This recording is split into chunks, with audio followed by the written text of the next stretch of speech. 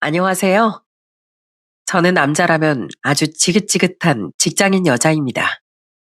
세상엔 좋은 남자들도 많은데 하필이면 제가 만났던 사람들은 하나같이 다 이상한 사람들이었거든요.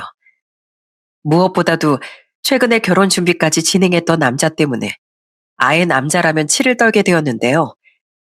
얼마나 끔찍한 사람이었는지 얘기해 볼 테니 잘 들어주셨으면 좋겠습니다.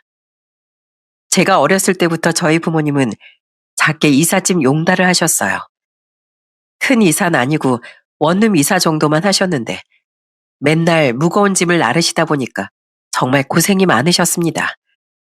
가끔씩 여기저기 멍들고 다치실 때도 많았고 집에 오면 맨날 근육통으로 힘들어 하셨어요. 그런데 부모님이 그렇게 고생하시는 와중에도 저보다 5살 많은 오빤 늘 사고만 치더라고요. 엄마, 나 옷 좀 사게 용돈 좀 주면 안 돼요? 나 이번에 진짜 사고 싶은 옷이 있단 말이에요. 인철아, 너 도대체 언제 정신 차릴래? 너 지난번에도 엄마한테 말없이 학교까지 빠지고 친구들이랑 몰래 술 마셨잖아. 근데 이젠 옷 사게 돈 달라는 타령이야? 제발 부탁이니까 다른 애들처럼 성실하게 학교만 열심히 다니면 안 되니? 아이 진짜 학교가 가기 싫은데 어쩌라고요. 그래서 옷 살 돈도 못 준다는 거예요? 에휴, 이래서 내가 부자 집에 태어났어야 됐는데 옷 한 벌도 마음대로 못 사고 짜증나 죽겠네. 저는 그래도 공부를 꽤 잘하는 편이었어서 서울권에 있는 대학에 진학하고 졸업 후엔 대기업에 취직하게 되었어요. 하지만 오빤 성인이 되어서도 계속 말썽만 부리더라고요. 회사를 들어가긴 들어갔는데 월급이 적다느니 일이 힘들다느니 하면서 몇 번을 그만뒀는지 모릅니다. 그러다가 하루는 오빠가 부모님한테 이러더라고요. 아빠, 저 아무래도 회사 생활은 체질에 영 안 맞는 것 같은데 식당이나 차리게 돈 좀 보태주시면 안 돼요? 나도 이제 나이가 30인데 사람 구실을 하면서 살아야 될 거 아니에요. 인철이 너 아빠가 지원해주면 정말 열심히 할 수 있어? 너 학교 다닐 때처럼 그렇게 맨날 놀기만 하고 어영부영 할 거면 시작부터 하지 마라. 에이, 제가 어린애도 아니고 당연히 열심히 하죠. 진짜 정신 차리고 열심히 살 테니까 한 번만 도와줘요. 네? 오빠가 하도 조르니까 저희 부모님이 결국 식당을 하나 차려주시더군요. 그래도 오빠가 장사 수완은 있는 건지 조금 시간이 지나니까 식당이 점점 잘 되기 시작하더라고요. 돈이 좀 벌리기 시작하니까 더 이상 부모님한테 손도 안 벌리고 이젠 정말 사람답게 사는 것 같았어요. 그러다가 저희 오빠가 30대 초반에 일찍 결혼을 하게 되었습니다. 그런데 역시 사람은 끼리끼리 만난다고 새언니도 게으르고 돈 욕심만 많은 사람인 것 같더라고요. 결혼한 지 얼마 안 됐는데 자꾸만 새언니가 저희 부모님한테 이러는 거예요. 아버님, 저희 요즘에 생활비가 조금 부족한데 돈 조금만 보태주시면 안 될까요? 제가 살림을 알뜰하게 한다고 하는데도 이상하게 자꾸 돈이 비네요. 새언닌 그런 식으로 몇십만 원씩 저희 부모님한테 돈을 달라고 하고 임신했을 땐 태교 여행 가고 싶다며 또 돈을 요구하더라고요. 아버님, 요샌 임신하면 다들 해외로 태교 여행 간대요. 제가 이 뱃속에 아버님 손주도 품고 있는데 당연히 아버님이 태교 여행 보내주실 거죠? 남들 다 가는 거 저만 못 가면 너무 속상하단 말이에요. 새언니가 하도 조르니까 저희 부모님이 결국 태교 여행도 보내주시더군요.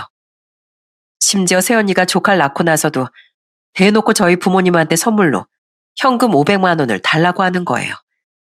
그런데 정말 어이가 없는 건 맨날 그렇게 저희 부모님한테 돈을 요구하면서도 오빠와 새언니가 돈 아낄 생각도 안 하고 사치만 부렸다는 겁니다. 그래서 하루는 제가 너무 화가 나서 부모님한테 이렇게 얘기한 적도 있었어요. 엄마, 아빠, 왜 그렇게 오빠한테 돈을 주는 거예요? 맨날 생활비가 부족하다, 아기용품 사야 된다 이러면서 돈 달라고 하는데 정작 세연이랑 오빤 비싼 차 타고 다니고 비싼 옷 맨날 사 입잖아요. 그거 다 엄마 아빠가 자꾸 돈을 주니까 이용하는 거라고요. 아휴, 그럼 어떡하니. 네 오빠가 이제서야 정신 차리고 식당 운영하면서 제대로 살겠다는데 거짓말인 거 알면서도 부모로서 속아줄 때도 있어야지. 아무래도 저희 부모님은 오빠가 이제 결혼해서 남들처럼 평범하게 사니까 뭐라도 도와주고 싶으셨던 것 같아요. 하지만 제 입장에선 너무 답답하기만 했습니다. 그래서 전 결혼하면 절대 부모님께 손 안 벌리고 제 힘으로 살아야겠다고 생각했어요. 그때 당시 저한테 5년 동안 만난 남자친구가 있었는데 마침 그 남자친구와 결혼 생각도 하던 참이라 더 그런 생각이 많이 들었던 것 같습니다. 그런데 남자친구를 저희 집에 인사도 시키고 상견례 날짜도 서로 조율하던 도중 정말 어이없는 사건이 터지고 말았어요. 하루는 저와 친한 친구가 저한테 전화해서는 이러는 거예요. 이나야, 나 방금 네 남자친구 봤는데 글쎄 어떤 여자랑 팔짱 끼고 영화관에 들어가더라? 아무래도 수상한데 가봐야 되는 거 아니야? 처음엔 제 친구가 사람을 잘못 본 거겠지 했어요. 하지만 뭔가 느낌이 쎄하더라고요.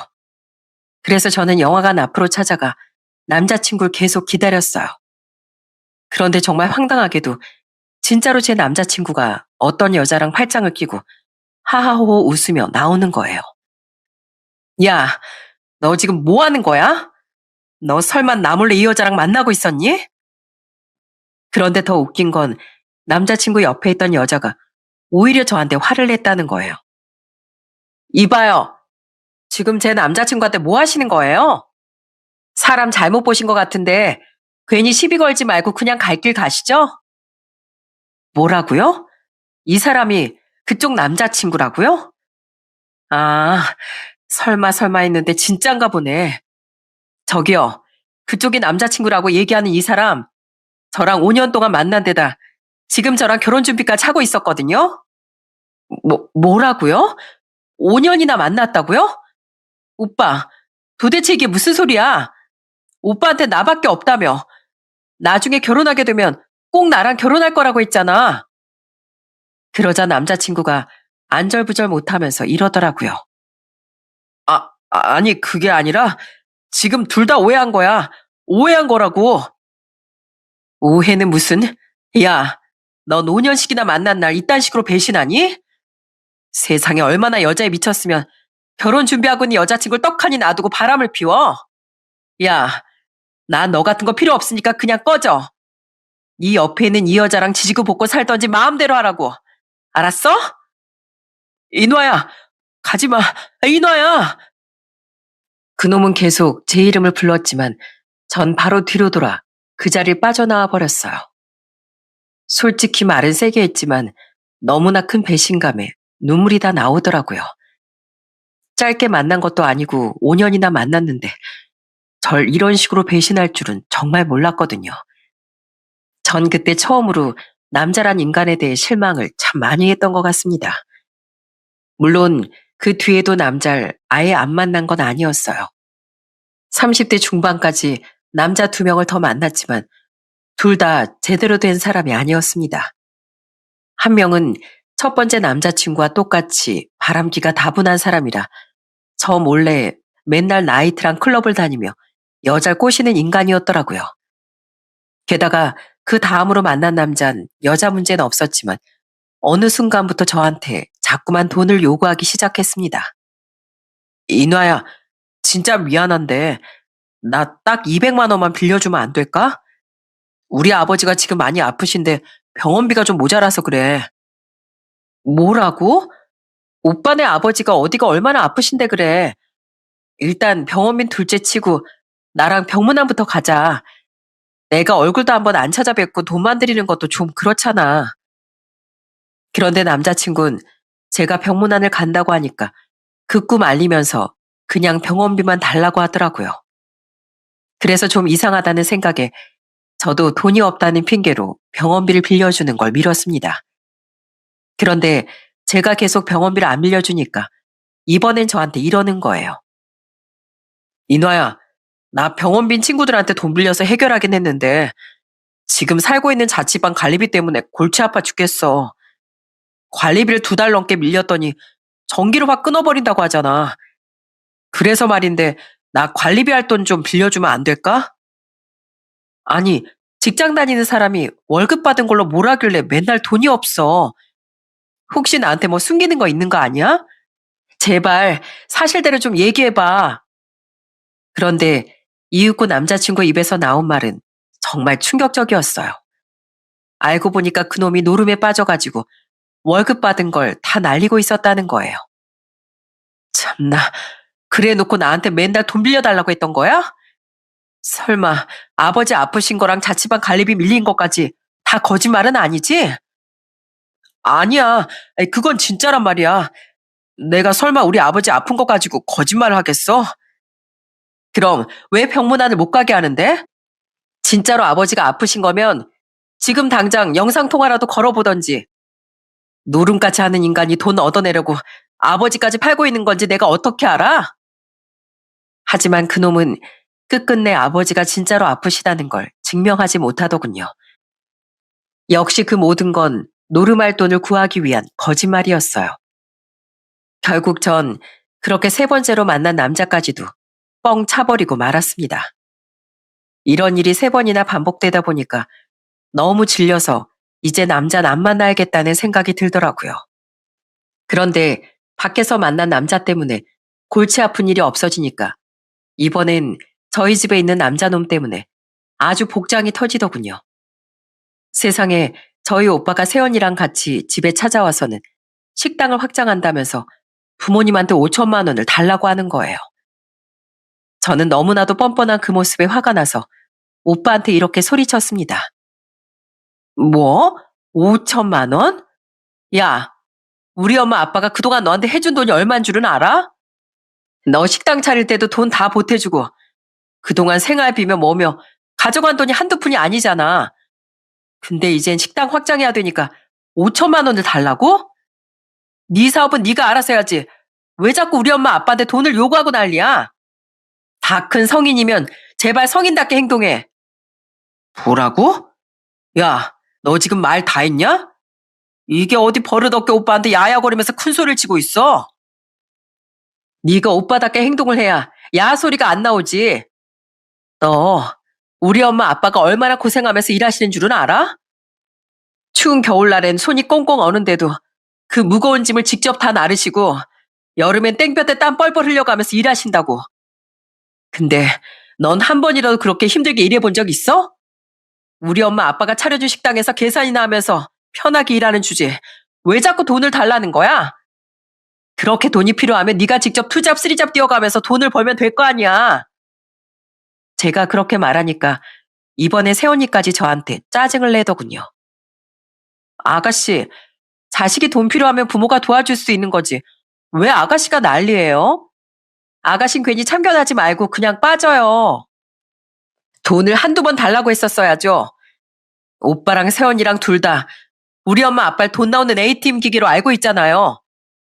엄마, 아빠, 이번에도 또 오빠한테 돈 주면 나 가만히 못 있어요. 그렇게 고생해서 번 돈을 왜 오빠 같은 놈한테 다 퍼주냐고요. 이제 엄마 아빠 나이가 벌써 60대인데 이제 노후 준비도 하려면 엄마 아빠 돈을 스스로 지키셔야죠. 제가 그렇게 말했더니 저희 아빠가 한숨을 푹푹 쉬면서 이러시더라고요. 그래, 이놔 네 말이 맞다. 우리도 이 정도 했으면 할 만큼 한 거야. 그러니까 인철이 너 식당을 확장하고 싶으면 그냥 네가 돈 벌어서 네 돈으로 해라. 나 이제 너한테 줄 돈도 없고 돈이 있어도 주고 싶은 생각 없으니까. 알았냐? 그런데 오빠와 세연이는 그 말을 받아들이기 힘들었는지 한참을 소리 지르고 화내다가 결국 가버리더군요. 솔직히 그 모습이 너무 한심해서 앞으로 아는 척도 안 하고 싶더라고요. 그런데 더 웃긴 건 뭔 줄 아시나요? 식당 확장한다고 돈까지 요구해놓고선 2년도 안 돼서 오빠네 식당이 망해버린 거예요. 노는 것만 좋아해서 다 알바생한테 맡기고 띵가띵가 놀러 다녔으니 망할 만도 했죠. 만약에 그때 저희 부모님이 오빠한테 5천만 원을 주셨으면 아마 그 돈도 공중분해됐을 겁니다. 전 그때 부모님을 말렸던 게 정말 잘한 일이었다고 생각했어요. 그렇게 오빠가 한심하게 사는 동안 전 그냥 직장만 열심히 다녔습니다. 그러다 보니 어느덧 제 나이도 30대 후반이 되었더라고요. 그런데 그때쯤 저희 부모님이 절 너무 걱정하시는 거예요. 인화야, 너 그래도 40살 되기 전엔 결혼해야 되는 거 아니니? 주변에 괜찮은 남자가 정 없으면 결혼정보회사라도 가입해보지 그래. 요즘엔 결혼정보회사에서 만나서 잘 사는 부부들도 많다고 하더라고. 전 솔직히 남잘 만나고 싶은 마음이 별로 없었지만 부모님이 걱정이 너무 심하신 것 같길래 결혼정보회사에 가입하게 되었어요. 하지만 결혼정보회사에서 소개시켜준 남자라고 해서 다 괜찮은 건 아니더라고요. 처음 소개받은 남자는 일반 직장인이었는데 딱 한 번 만났을 뿐인데도 절 여자친구라고 생각하는 건지 너무 집착을 하기 시작하는 거예요. 수시로 저한테 전화해선 저의 일거수일투족을 꼬치꼬치 캐물었어요. 인화 씨, 퇴근했어요? 음악 소리가 들리는 거 보니까 회사는 아닌 것 같은데 누구 만나는 거예요? 아, 저 퇴근하고 잠깐 친구 만나고 있어요. 그래요? 친구 누군데요? 방금 어떤 남자 목소리가 들린 것 같은데 남자 만나고 있는 거 아니죠? 아니에요. 저 여자인 친구 만나고 있는 거고 방금 들린 목소리는 그냥 지나가는 사람이에요. 근데 왜 이런 것까지 다 꼬치꼬치 물어보고 그러세요? 진짜로 지나가는 사람 맞아요? 남자 만나고 있는 건데 여자라고 거짓말하는 거 아니고요? 못 믿겠으니까 진짜인지 아닌지 보여줘봐요. 내가 영상통화 걸 테니까 화면으로 보여주라고요. 세상에 한 번 만난 여자한테 그렇게 집착하는 남자가 있을 줄은 전혀 몰랐습니다. 결국 전 그 사람의 연락처를 차단하고 결혼정보회사에서 소개시켜준 두 번째 남자를 만났어요. 그런데 그 남잔 성격이 너무 거만하더라고요. 인화 씨, 본인이 대기업 다니니까 되게 잘난 줄 알죠? 근데 그거 알아요? 솔직히 제 입장에선 인화 씨 정도 되는 여자 널리고 널렸어요. 저도 마음만 먹으면 대기업 들어갈 수 있었는데 따로 꿈이 있어서 지금 이 회사 다니는 거라고요. 그런데 제가 너그러운 마음으로 이나 씨를 만나주는 거니까 앞으로 나한테 잘해요. 알았어요? 세상에 저는 기가 막히고 코가 막혀서 바로 그 자리를 박차고 나와버렸습니다.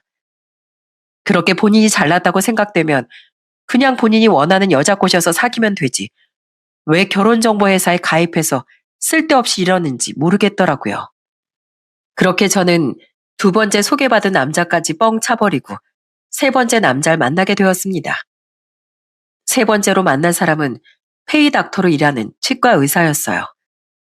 전 솔직히 직업은 상관없었고 결혼정보 업체에서 괜찮은 사람이라고 해서 나갔는데 문제는 키가 너무 작더라고요.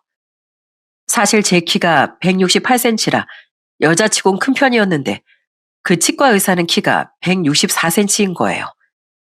그래서 처음엔 키 때문에 좀 그랬는데 막상 만나보니까 성격이 괜찮은 것 같더군요. 정현 씨, 근데 직업이 의사면 더 좋은 직업 가진 여자를 만나야 되는 거 아닌가요? 보통 의사들은 같은 의사나 아니면 회계사나 변호사 같은 전문직 여자들을 만나는 것 같아서요. 아, 전 그런 거 신경 안 쓰는 사람입니다. 전 그냥 저와 성격이랑 가치관이 잘 맞으면 된다고 생각해요. 어차피 돈은 저 혼자 벌어도 충분한데 여자 직업까지 따질 필요는 없잖아요.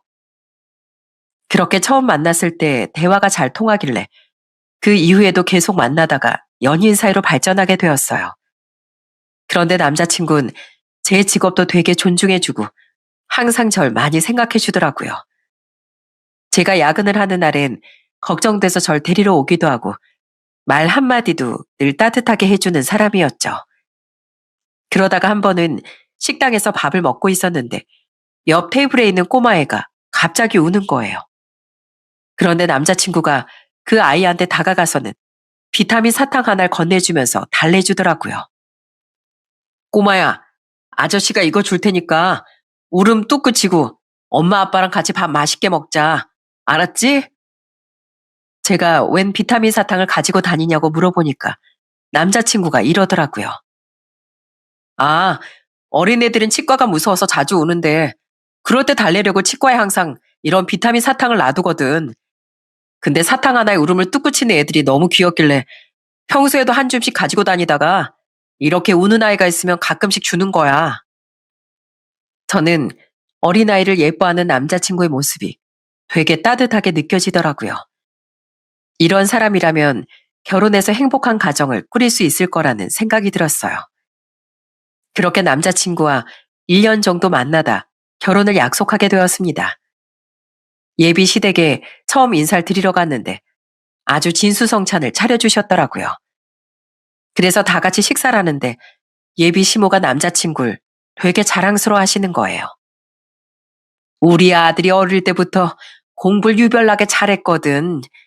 학원도 거의 안 보냈는데 머리가 똑똑해서 그런가 혼자서도 얼마나 잘했는지 몰라. 그래서 우리 동네에 딸 가진 엄마들이 우리 아들 참 많이 탐냈었지. 어머, 그래요?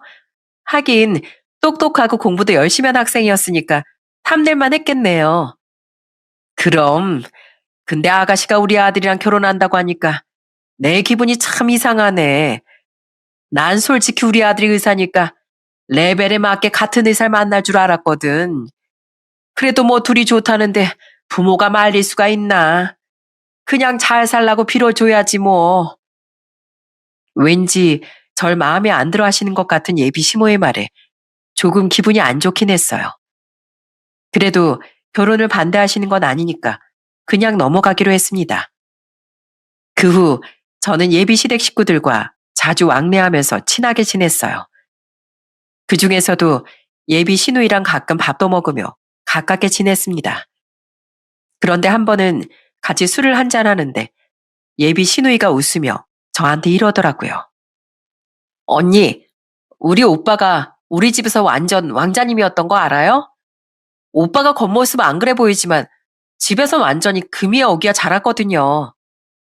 그래요? 집에서 뭘 어떻게 했길래요? 오빠가 공부를 워낙 잘하다 보니까 우리 엄마가 맨날 오빠만 챙겼어요. 맛있는 거 있으면 무조건 오빠 거였고, 오빠 공부할 땐 집에서 발소리도 못 내게 했다니까요. 게다가 오빠가 어디 조금이라도 아프면 새벽에라도 병원에 업고 가고, 엄마랑 아빠가 오빠 괜찮아질 때까지 얼마나 얼굴 보고 했는지 몰라요. 그리고 대학교 땐 오빠한테만 용돈 많이 주고, 전 용돈도 안 줘서 아르바이트 했던 거 있죠? 솔직히 오빠가 이렇게 잘 된 것도 다 제 덕이에요. 제가 하나부터 열까지 다 양보하고 참고 살았으니까 오빠가 이렇게 치과 의사까지 될 수 있었던 거라고요. 그래도 다 지나간 일이라며 웃으며 얘기하는 예비 신우를 보니 예비 신우이가 참 마음이 넓구나 하는 생각이 들었습니다. 그런데 예비 신우이가 얘기했던 대로 예비 시모의 아들 사랑이 너무 과했던 걸까요? 하루는 예비 시아버지가 밥 먹자고 부르시길래 제가 복숭아 한 박스를 사갔는데 예비 시모가 그걸 보더니 저한테 핀잔을 주시는 거예요. 아유, 과일을 사오려면 좀 비싼 걸 사오지. 복숭아가 뭐야. 난 애플망고나 멜론 같은 열대 과일이 좋더라. 아니면 요즘에 선물로 많이 하는 샤인머스켓도 있는데 의사 남편 얻을 거면 그 정도 센스는 있어야지. 엄마, 인화가 우리 집에 식사로 온다고 기껏 신경 써서 사온 건데 그냥 맛있게 드셔주시면 안 돼요? 복숭아도 그렇게 싼 건 아니잖아요. 그런데 예비 시모는 거기서 그치지 않고 밥 먹는 내내 저한테 이것저것 꼬치꼬치 캐묻더라고요. 그런데 넌 월급이 얼마니? 내가 알아보니까 대기업에 다니면 그래도 400은 받는 것 같던데. 뭐 일반 중소기업에 비하면 적은 돈은 아니지만 그래도 우리 아들에 비하면 별것도 아닌 거 알지? 그러니까 그 돈 번다고 유세 떨 거면 너 그냥 직장 그만두고 집에서 우리 아들 뒷바라지나 하렴. 네? 그게 무슨 말씀이세요? 저도 나름 적게 버는 편도 아니고 회사에서 얼마나 열심히 일하고 있는데요. 저는 결혼해서도 직장 그만둘 생각은 절대 없어요. 참나, 애 낳으면 그만둘 수도 있는 거지. 뭘 그렇게 계속 다닌다고 그래? 하여간에 젊은 애가 고집도 참 세네. 전 예비 시모와 대화를 하면 할수록 결혼하면 참 피곤하겠구나 하는 생각이 들기 시작하더군요. 하지만 그런절 안심이라도 시켜주려는 건지 남자친구가 저한테 이러더라고요. 인화야, 우리 엄마가 하는 얘기 너무 신경 쓰지 마. 우리 엄마가 젊었을 때 너무 고생하면서 날 키워서 그런지 보상받고 싶은 심리가 좀 있으신 것 같아. 그런데 나한텐 누구보다도 네가 제일 중요한 거 알지? 그러니까 우리 엄마 말은 신경 쓰지 말고 너 하고 싶은 대로 해. 남자친구는 저를 그렇게 늘 안심시켜주고 저희 집에도 되게 잘하더라고요. 아직 결혼 전인데도 저희 집에 자주 찾아가 부모님한테 엄청 살갑게 굴었어요. 아버님, 다음에 시간 나실 때 저랑 골프나 치러 다니시죠? 원래 골프가 전신운동이라 건강에도 좋대요. 아휴, 나 골프 같은 거 칠 줄 모르는데 모르시면 배우시면 되죠. 그리고 저 이나랑 결혼하고 나면 가족끼리 해외여행도 많이 가요. 이왕 가는 거 양가 부모님들 모시고 다 같이 가면 북적북적하고 재밌지 않을까요? 그렇게 저는 본격적인 결혼 준비를 위해 상견례도 하게 되었습니다. 문제 많은 저희 오빤 괜히 초칠까봐 상견례장에 데려가지 않았어요. 솔직히 상견례 때 예비 신부가 또 이상한 얘기를 할까봐 걱정도 했었는데 다행히 그러진 않으시더라고요. 박가사돈께서 이삿짐 용달리를 하신다더니 어깨도 되게 넓으시고 옷을 입으셨는데도 팔뚝이 탄탄하신 게 한눈에 다 보이네요. 전 평생 책상 앞에 앉아서 일하다 보니 살이 아주 물렁살이거든요. 저도 박가사돈처럼 멋있게 나이 먹어야 하는데 그냥 이렇게 배만 나온 아저씨가 되어버렸네요. 아유, 멋있기만 하신데 왜 그러세요? 저야말로 험한 일 하느라 얼굴이 시커멓게 타고 주름살이 많은데 박가사돈께선 주름살도 별로 없으시고 인물이 훤하신 게 아주 멋지십니다. 우리 인화가 이렇게 멋진 시아버지를 얻는다고 생각하니까 저도 기분이 참 좋네요. 그렇게 무사히 상견례를 마치고 전 남자친구와 결혼 준비를 하기 시작했어요. 예식장을 알아보는 일부터가 너무 설레고 좋더라고요. 게다가 남자친구는 바쁜데도 결혼 준비를 하나하나 세세하게 다 챙기는 사람이었어요.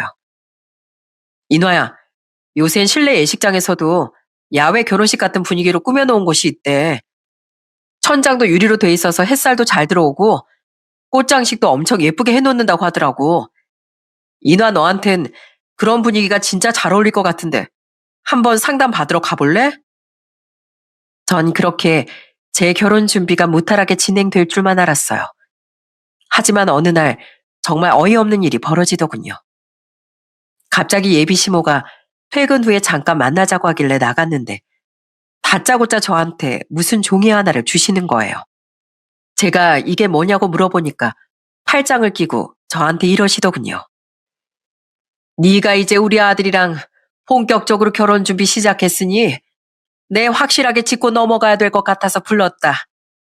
너 의사랑 결혼하는 것 자체가 엄청 땡 잡은 일인 건 알지? 그러니까 잔말 말고 그 서류에 사인이나 해라. 저는 갑작스런 예비 시모의 말에 서류를 꺼내서 열어봤어요. 그런데 세상에 그 서류엔 이런 내용이 써 있는 거예요. 나 김이나는 결혼 후 시부모님에게 매달 월급의 50%를 입금할 것을 서약합니다.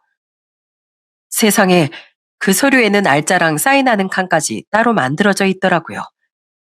너무 기가 막혀서 이게 대체 무슨 소리냐고 물어보니까 저한테 이러시는 거예요. 아니, 내가 여태까지 우리 아들 월급 받는 걸로 생활했는데 이제 너랑 결혼하고 나면 내가 받던 혜택을 네가 받을 거 아니니? 그러니까 네가 적어도 월급의 50%는 우리한테 줘야 공평할 거 아니야. 네?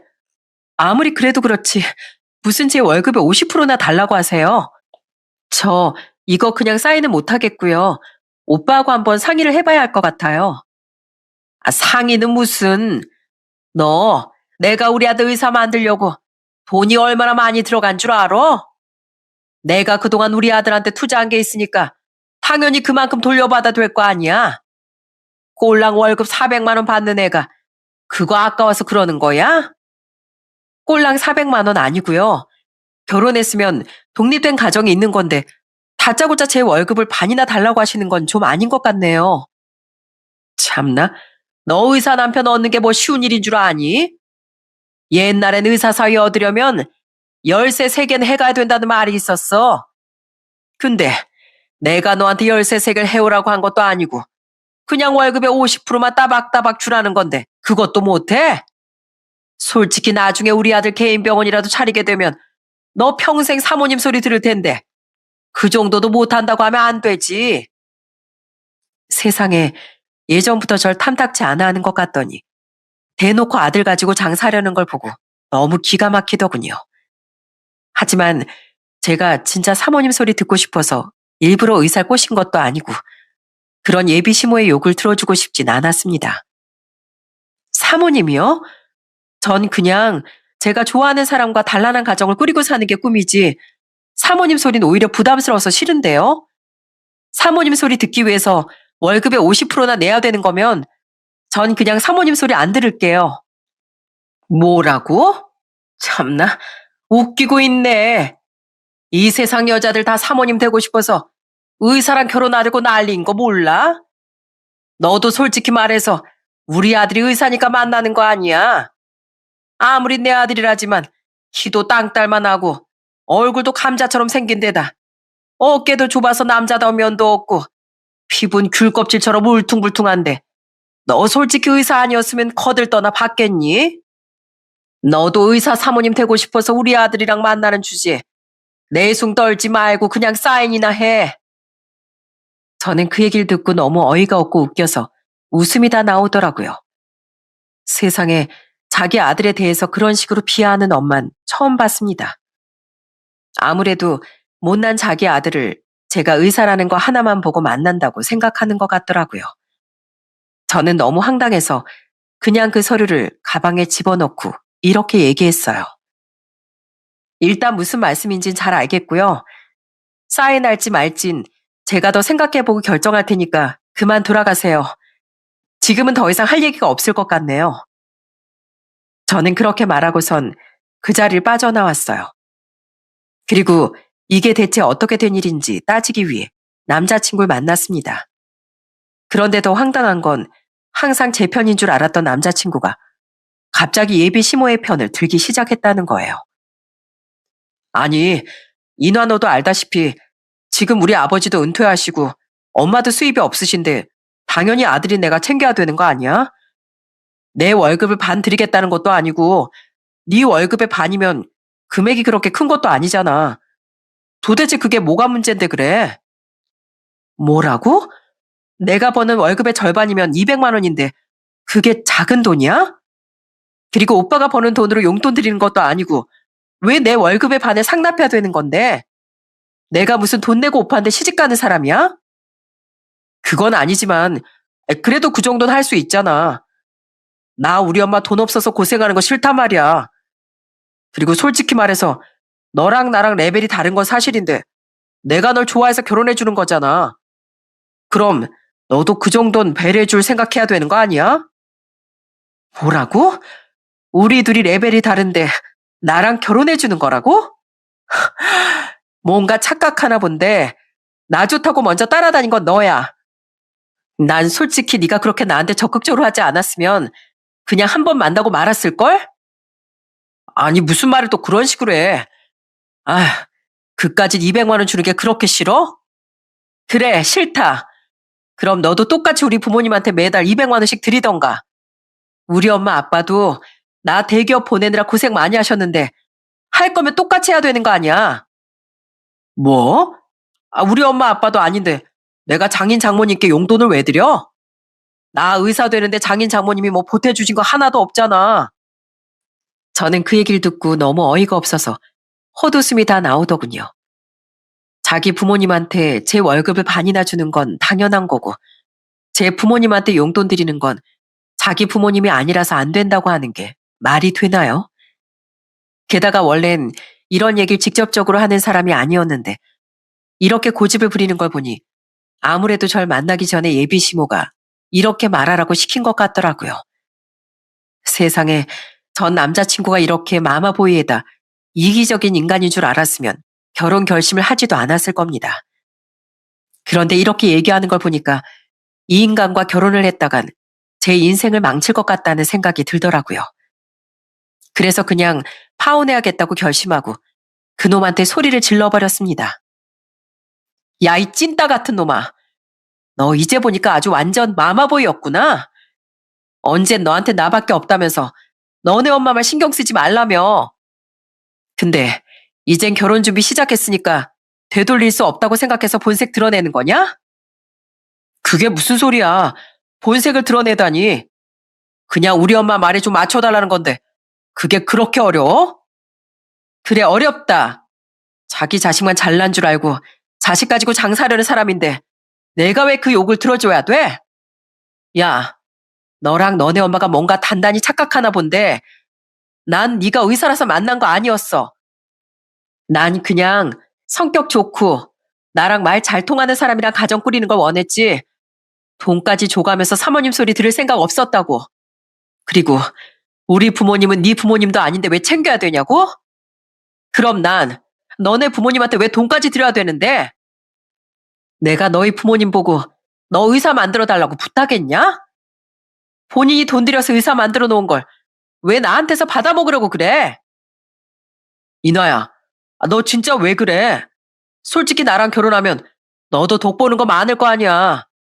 네가 잘 모르나 본데 의사 마누라 그거 아무나 하는 거 아니다. 그놈의 의사 아주 지겨워 죽겠네. 야, 솔직히 네가 직업만 의사지 잘난 게 뭐가 있냐? 키도 나보다 조그맣고 얼굴도 찐빵 같은 게 의사면 단 줄 알아? 그래도 내가 그나마 사람 외모는 안 따지는 사람이라서 널 만난 거야. 그래도 난 네가 인성은 좋은 줄 알았기 때문에 결혼까지 생각한 거라고. 근데 이제 보니까 마마보이에다가 성격도 이기적인 게 내가 너 같은 놈이랑 왜 결혼을 하니? 나 너랑 결혼하는 거 오늘부로 없던 일로 할 거야. 그러니까 그냥 내 눈앞에서 꺼져. 뭐? 나랑 결혼을 안 하겠다고? 그런 게 어딨어? 어디 있긴 여기 있지. 너 그런데 그거 아니야? 나도 학창 시절에 공부 잘했었거든. 그리고 나도 남들이 다 부러워하는 대기업 다닌 사람이야. 근데 내가 뭐가 하셔서 너 같은 찐따랑 결혼하겠니? 내가 장담하는데 너 계속 이딴 식으로 행동하면 평생 결혼 못할걸? 지금이야 네가 의사니까 다른 여자 만날 수 있을지 몰라도 나이 더 먹으면 너 같은 놈 만날 여자 한 명도 없을 거다. 그러니까 구질구질하게 굴지 말고 이거나 먹고 떨어져. 너네 엄마가 그 서류 아주 목 빠지게 기다리고 있을 테니까 너네 엄마한테 얼른 갖다 주라고. 저는 그렇게 말하고선 그 아줌마가 줬던 서류에 무언가를 볼펜으로 휘갈기고선 그놈한테 던져버린 후 자리를 벗어났어요. 그러자 뒤에서 그놈이 서류를 확인하고 절규하는 소리가 들리더라고요. 인화야, 안 돼. 이건 진짜 아니잖아. 제가 그 서류에다가 쓴 내용은 바로 이런 내용이었어요. 아줌마, 저 아줌마 아들이랑 파혼합니다. 그러니까 그 찐따 같은 아들놈하고 찐빵이나 사드세요. 그런데 역시 마마보이 아니랄까봐 또 그 사이에 지 엄마한테 일렀나 보더라고요. 그 자리에 빠져나온 지 20분밖에 안 됐는데 그 아줌마가 저한테 전화를 해서는 쌍욕을 퍼붓기 시작하는 겁니다. 야, 우리 아들 남들이 다 우러러보는 치과 의사야. 너 같은 건 어디 가서 우리 아들 같은 사람 만나지도 못하거든. 키만 멀때같이 커가지고 자존심만 더럽게 센 게 어디서 우리 아들 차버리고 난리야. 우리 아들이 무슨 축구공인 줄 알아?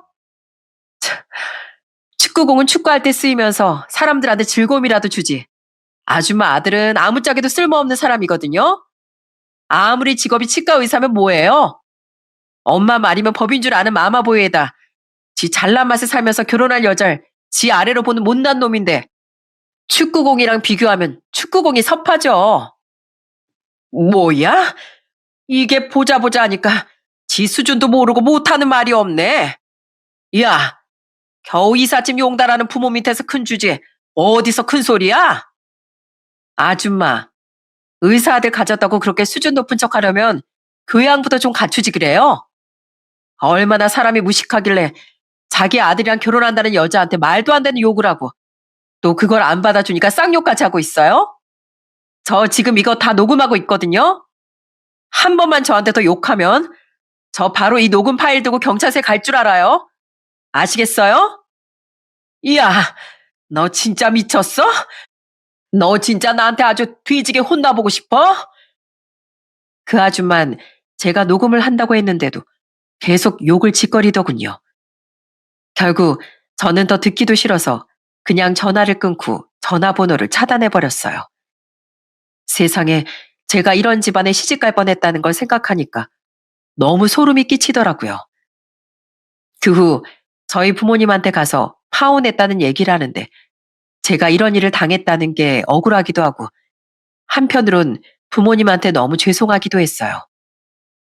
엄마, 아빠, 40살 되기 전에 시집 가는 모습 보여드리고 싶었는데 아무래도 제 인생엔 남자가 없나 봐요.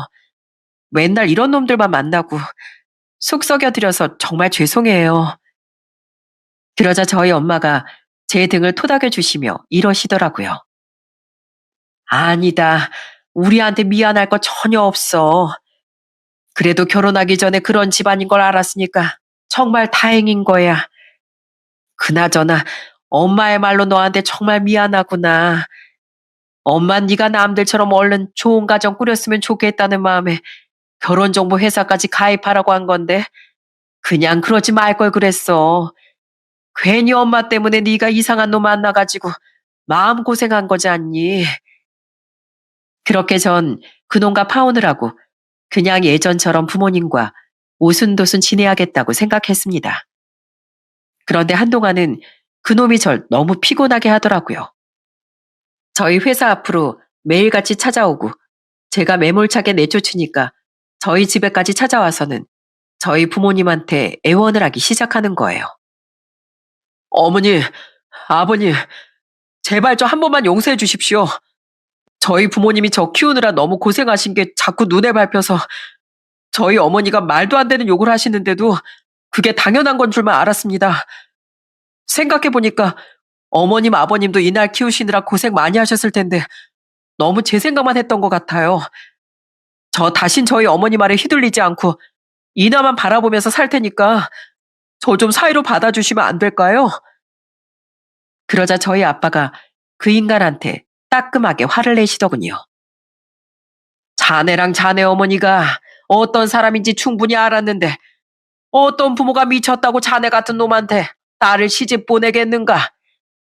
난 우리 인화가 자네 같은 놈이랑 결혼해서 눈치 보고 고생하며 사는 꼴 절대 못 보겠네. 그러니까 헛소리 하지 말고 얼른 돌아가게.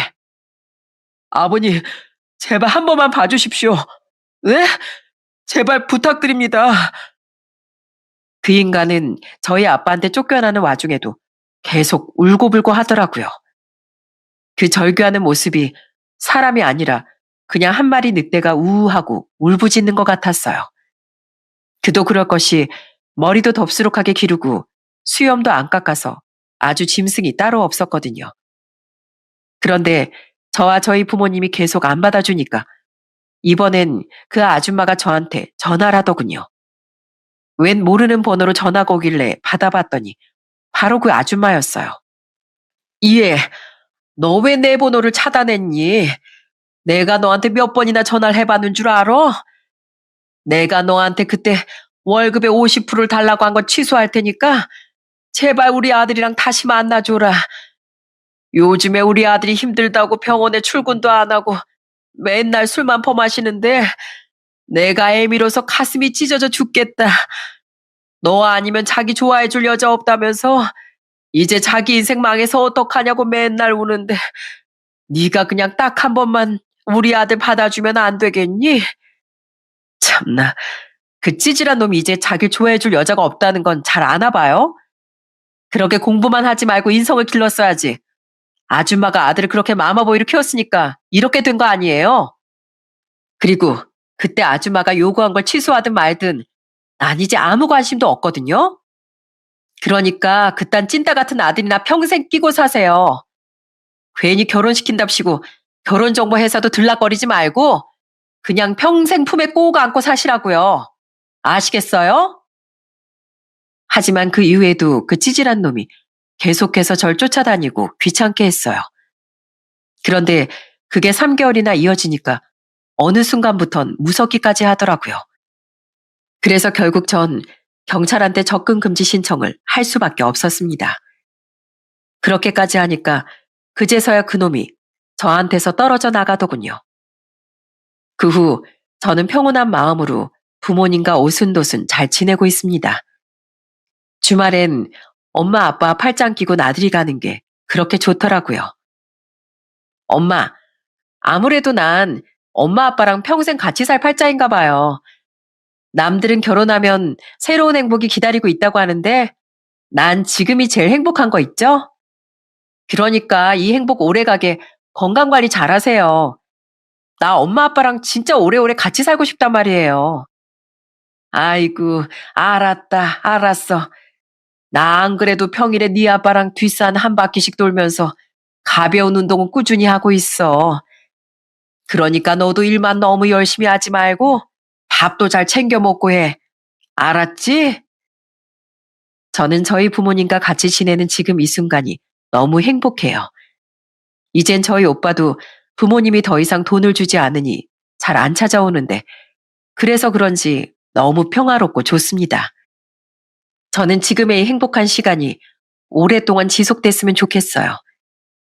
그래서 저희 부모님의 건강도 더 꼼꼼히 챙기고 저도 직장 열심히 다니며 성실하게 살려고요. 여러분, 자식을 내세워서 이득을 보려는 사람들을 보고 흔히들 자식 팔아 장사한다라고 하죠. 저한테 월급의 50%를 요구했던 그 아줌마도 저한테 자식을 팔아서 장사를 하려고 했던 것 같아요. 아들이 의사라는 이유 하나만으로 며느리가 될 사람한테 뻔뻔하게 돈을 요구하는 사람이었으니까요. 하지만 제가 그 인간의 의사라는 직업을 보고 결혼을 결심한 게 아니었으니 저한텐 그 방법이 통하지 않았던 거죠. 물론 어떤 여자들은 정말로 의사 사모님이 되고 싶어서 그 조건을 수락하는 경우도 있을지 모르겠지만 그 인간의 마마보이 같고 찌질한 면을 본다면 아마 금방 도망가게 될 겁니다. 저는 여태까지 살면서 만났던 남자들이 전부 다 이런 놈들밖에 없어서 그런지 이젠 진짜로 남자를 안 만나고 싶다는 생각이 들어요. 자연스럽게 찾아오는 인연이 아닌 이상 절대 소개팅이나 결혼정보 업체를 통해 만날 일은 없을 겁니다. 물론 제가 운이 없어서 이런 남자들만 만나긴 했지만 이거 하나만 기억해 주셨으면 좋겠어요. 세상엔 이런 나쁜 남자들보다 좋은 남자들이 훨씬 많다는 것을요. 제 사연을 듣고 계시는 분들은 배우자든 사위든 며느리든 좋은 인연 많이 만나셨으면 좋겠어요. 그럼 저는 이만 이쯤에서 제 사연을 마치도록 하겠습니다. 끝까지 들어주셔서 정말 감사합니다.